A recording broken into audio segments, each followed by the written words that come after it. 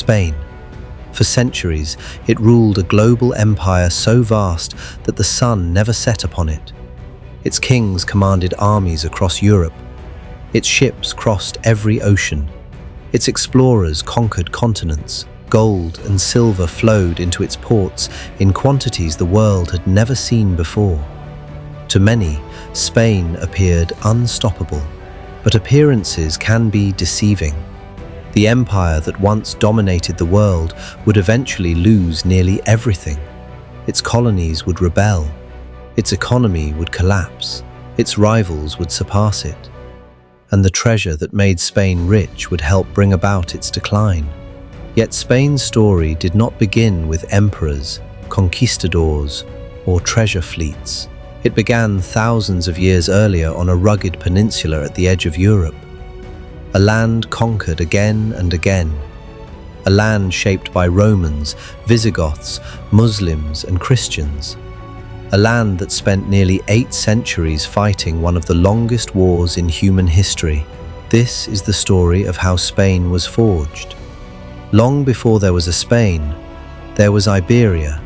The Iberian Peninsula sits in the southwestern corner of Europe, separated from Africa by only a narrow stretch of water known as the Strait of Gibraltar. Its location made it a crossroads between continents. For thousands of years, people migrated into the region. Some came to trade, others came to settle. Many came to conquer. Among the earliest inhabitants were the Iberians, who lived along the eastern and southern coasts. In the interior lived Celtic tribes who had migrated from Central Europe. In the north, isolated by mountains, lived the ancestors of the Basques, whose language remains one of the greatest mysteries in Europe. These peoples developed their own cultures, traditions, and kingdoms. They traded metals, livestock, and agricultural goods. They fought wars. They built settlements. But they were not united. To outsiders, Iberia was not a country. It was a collection of tribes, and it possessed something many powerful civilizations desired: wealth. The peninsula contained rich deposits of silver, copper, gold, and tin. Soon, foreign powers began arriving. The Phoenicians established trading colonies along the coast. The Greeks followed. Then came Carthage. The great North African power saw Iberia as both a source of resources and a strategic military base. For a time, Carthage became the dominant force in southern Iberia. But another rising power had its own ambitions: Rome. And the collision between Rome and Carthage would change Iberia forever. The struggle between Rome and Carthage erupted into one of the greatest conflicts of the ancient world: the Punic Wars, when the famous Carthaginian general Hannibal marched his army across the Alps and into Italy. Iberia became one of the key battlegrounds of the conflict. Rome eventually emerged victorious, and after defeating Carthage, the Romans turned their attention toward Iberia itself. The conquest was anything but easy. Many local tribes resisted fiercely. The Celtiberians in particular became legendary for their determination. Some fought the Romans for generations. Entire cities chose destruction over surrender. Yet Rome had patience, and Rome had resources. Over nearly 2 centuries, the Romans gradually subdued the peninsula. By 19 BC, Emperor Augustus could finally declare the conquest complete. Iberia had become Hispania. For the first time in history, most of the peninsula existed under a single political authority. The transformation was extraordinary. Roman roads connected distant regions. Aqueducts supplied cities with fresh water. Trade flourished. New towns appeared across the landscape. Latin became the dominant language. Roman law shaped society. And eventually, Christianity spread throughout the peninsula. Many of the foundations of modern Spain were created during this period. Even today, traces of Roman Hispania can still be found throughout the country. Ancient bridges continue to stand.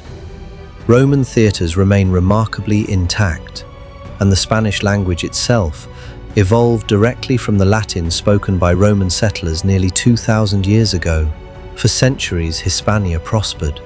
It became one of the wealthiest regions of the Roman Empire. But no empire lasts forever. And when Rome began to fall, Hispania entered a new age of uncertainty. As Roman authority weakened during the 5th century, waves of Germanic tribes crossed into Hispania. Among them were the Suebi, Vandals, and Alans. But eventually one group emerged dominant, the Visigoths. Originally migrants from Eastern Europe, the Visigoths gradually established control over most of the peninsula. Their capital became Toledo, and under their rule, something remarkable began to happen. For the first time since Rome, a kingdom controlled most of Iberia. One king in particular dreamed of something even greater: Leovigild. Today, few people remember his name, but some historians consider him one of the most important figures in Spanish history. Leovigild wanted to unite Iberia, not simply as a collection of territories, but as a single kingdom, a single people, a single identity. Centuries before Ferdinand and Isabella, he was attempting to build what could be considered an early version of Spain. His successors continued this project.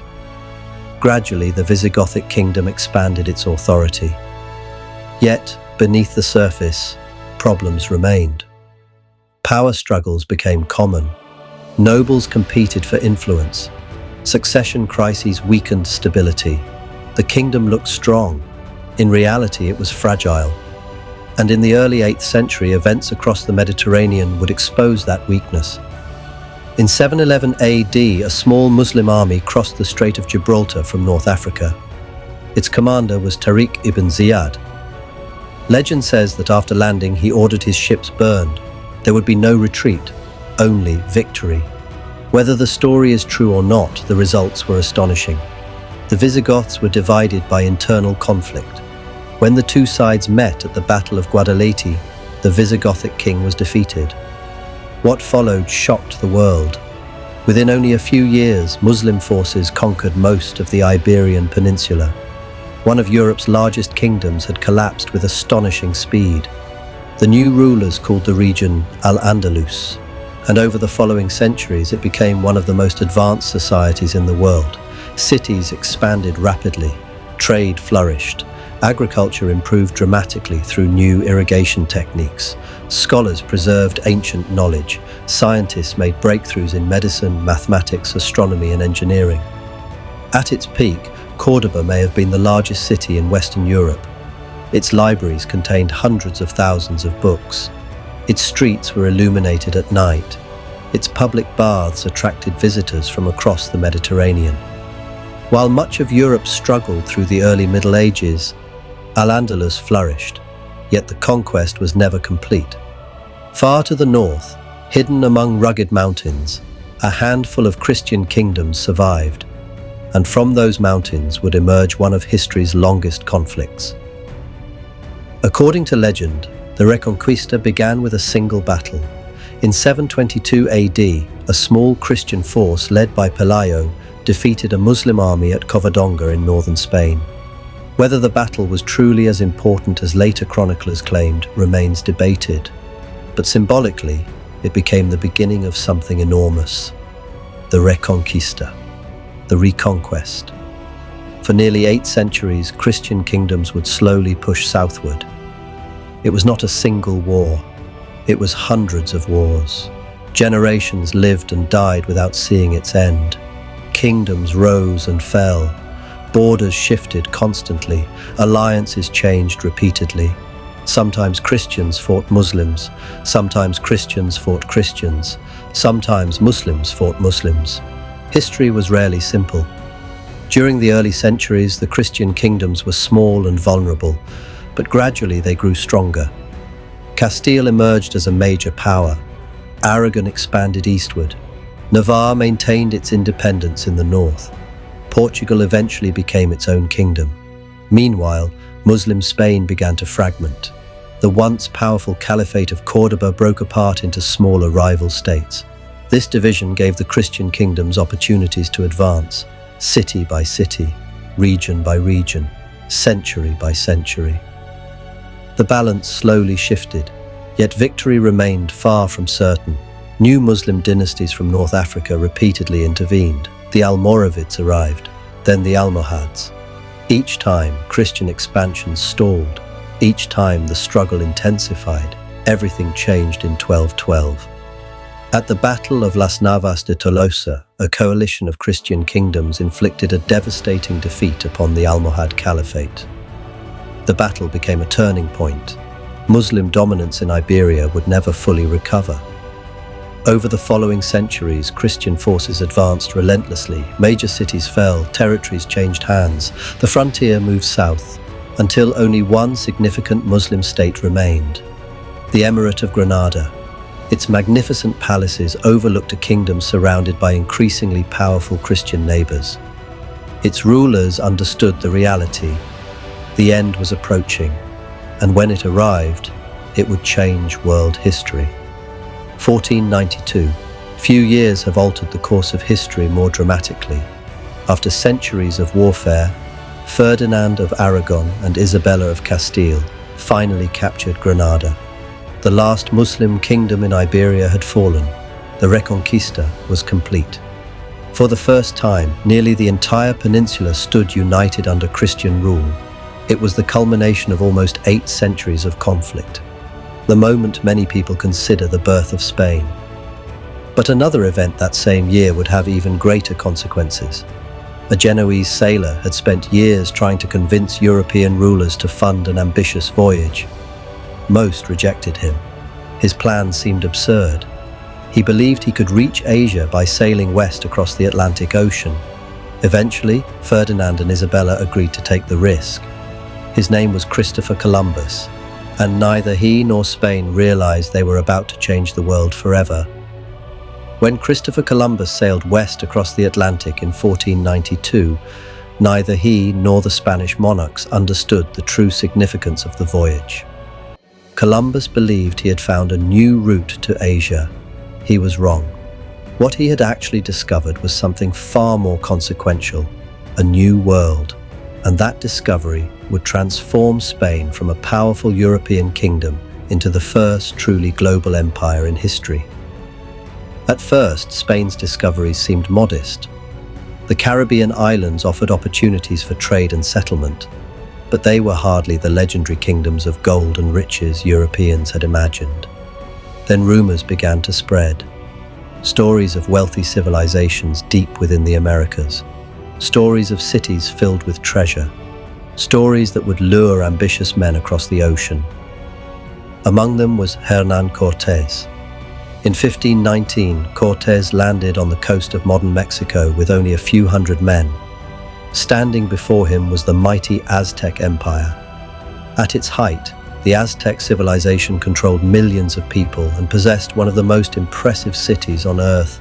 Its capital, Tenochtitlan, rose from the middle of a great lake and dazzled European visitors.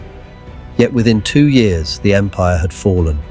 Through a combination of alliances, disease, superior weaponry, and ruthless determination, Cortés defeated the Aztecs.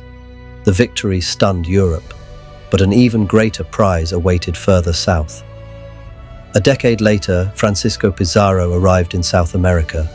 His target was the Inca Empire, the largest empire in the Americas. The Incas ruled vast territories stretching across modern Peru, Ecuador, Bolivia, and Chile. Like Cortés before him, Pizarro commanded only a small force. Yet the empire he confronted was already weakened by internal conflict.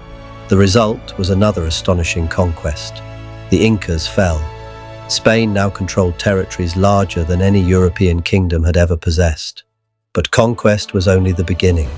The true treasure lay underground. Deep within the Andes stood a mountain called Potosí. It contained one of the richest silver deposits ever discovered. The amount of wealth extracted from Potosí was almost unimaginable. Thousands of laborers worked the mines. Year after year, silver poured from the mountain. Soon, fleets of heavily armed ships carried treasure across the Atlantic. The flow of wealth seemed endless. Gold, silver, precious stones, exotic goods. Everything flowed towards Spain, and with each passing year, Spanish power grew. By the middle of the 16th century, Spain stood at the center of the world. Its territories stretched across Europe, the Americas, Africa, and Asia. Under Charles V and later Philip II, Spain controlled an empire unlike anything the world had ever seen. For the first time in history, a single empire connected every inhabited continent.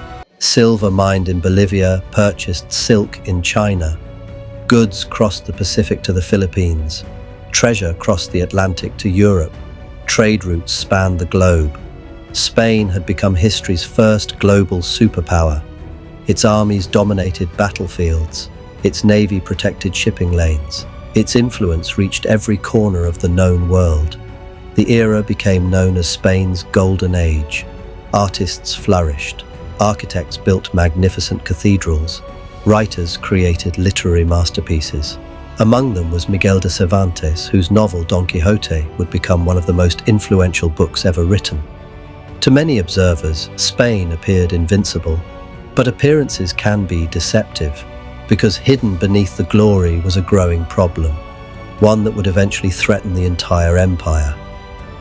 Most people assume that unlimited wealth makes a nation stronger. Spain discovered that reality is often more complicated. As silver flooded into Europe, prices began rising. Goods became more expensive. Food cost more. Rent increased. Wages struggled to keep pace. Economists would later call this phenomenon inflation. But inflation was only the beginning. Spain gradually became dependent on imported treasure. Why invest in factories when silver fleets arrived every year? Why develop industry when wealth seemed limitless? The government spent enormous sums on wars. Nobles purchased luxury goods from abroad. Merchants imported products rather than producing them locally. Meanwhile, countries like England and the Netherlands invested in manufacturing, trade, and innovation. While Spain consumed wealth, its rivals learned how to create it. The difference would prove critical. The empire appeared rich, but beneath the surface, its economic foundations were becoming dangerously weak. Philip II inherited the most powerful empire on earth. Yet maintaining such an empire was enormously expensive. Spain fought wars across Europe. It battled the Ottoman Empire in the Mediterranean. It fought Protestant rebels in the Netherlands. It defended colonies across multiple continents. All of it required money, and lots of it. The monarchy borrowed heavily from powerful banking families. Future shipments of American silver were often spent before they even arrived. If treasure fleets were delayed, finances collapsed. The government repeatedly defaulted on its debts. Yet the spending continued. Then came one of the most famous confrontations in European history: Spain versus England. Philip II wanted to remove Queen Elizabeth I from power. To achieve this, he assembled an enormous fleet, the Spanish Armada. In 1588, more than 130 ships sailed toward England. The plan was ambitious. The execution was disastrous. English resistance, poor coordination, logistical failures, and violent storms devastated the fleet. The Armada's defeat became legendary. Although Spain remained powerful, the myth of Spanish invincibility was shattered forever. The empire would survive, but its decline had begun. The 17th century proved difficult for Spain. Wars drained resources. Economic problems intensified. Corruption spread throughout the empire. Meanwhile, rivals grew stronger. The Dutch Republic became a major commercial power. France expanded its influence. England strengthened its navy and economy. Spain still possessed enormous territories. But power was slowly shifting elsewhere. Then another problem emerged. The mines that had fueled Spanish prosperity began producing less silver. The flow of treasure slowed. The empire's addiction to wealth suddenly became a liability. Without endless silver, many of Spain's weaknesses became impossible to ignore. Industries were underdeveloped, debt remained high, government finances deteriorated. The empire that had once dominated the world was becoming increasingly fragile. And then came Napoleon. In 1808, Napoleon Bonaparte invaded Spain. The French emperor removed the Spanish king and placed his own brother on the throne. The reaction was immediate. Across Spain, resistance erupted. The Peninsular War became one of the bloodiest conflicts of the Napoleonic era. Spanish civilians, soldiers, and guerrilla fighters resisted fiercely. The country suffered terribly. Cities were destroyed, economies collapsed, hundreds of thousands died. But while Spain fought for survival in Europe, something equally important was happening across the Atlantic. Its colonies were beginning to seek independence. Leaders such as Simón Bolívar and José de San Martín launched revolutionary movements across Latin America. Inspired by ideas of liberty and self-government, they challenged Spanish authority. One colony after another broke away. Mexico, Venezuela, Colombia, Argentina, Chile, Peru. Within a few decades, most of Spain's American empire had disappeared. The greatest colonial empire on Earth had collapsed. The 19th century was a period of instability. Governments rose and fell. Civil wars erupted. Political factions battled for power. Spain struggled to adapt to a rapidly changing world. Then came another humiliation. In 1898, Spain fought a short war against the United States. The result was disastrous. Spain lost Cuba, Puerto Rico, Guam, and the Philippines. Its remaining empire was effectively gone. Many Spaniards viewed the defeat as a national tragedy. The country entered the 20th century searching for a new identity. Unfortunately, even greater challenges lay ahead. In 1936, political tensions exploded into civil war. The conflict divided Spain. Families found themselves on opposite sides. Communities were torn apart. The war quickly became one of the defining struggles of the 20th century. The Republican government received support from volunteers around the world. The nationalists, led by General Francisco Franco, received assistance from Nazi Germany and Fascist Italy. For 3 brutal years, Spain descended into chaos. Bombings devastated cities.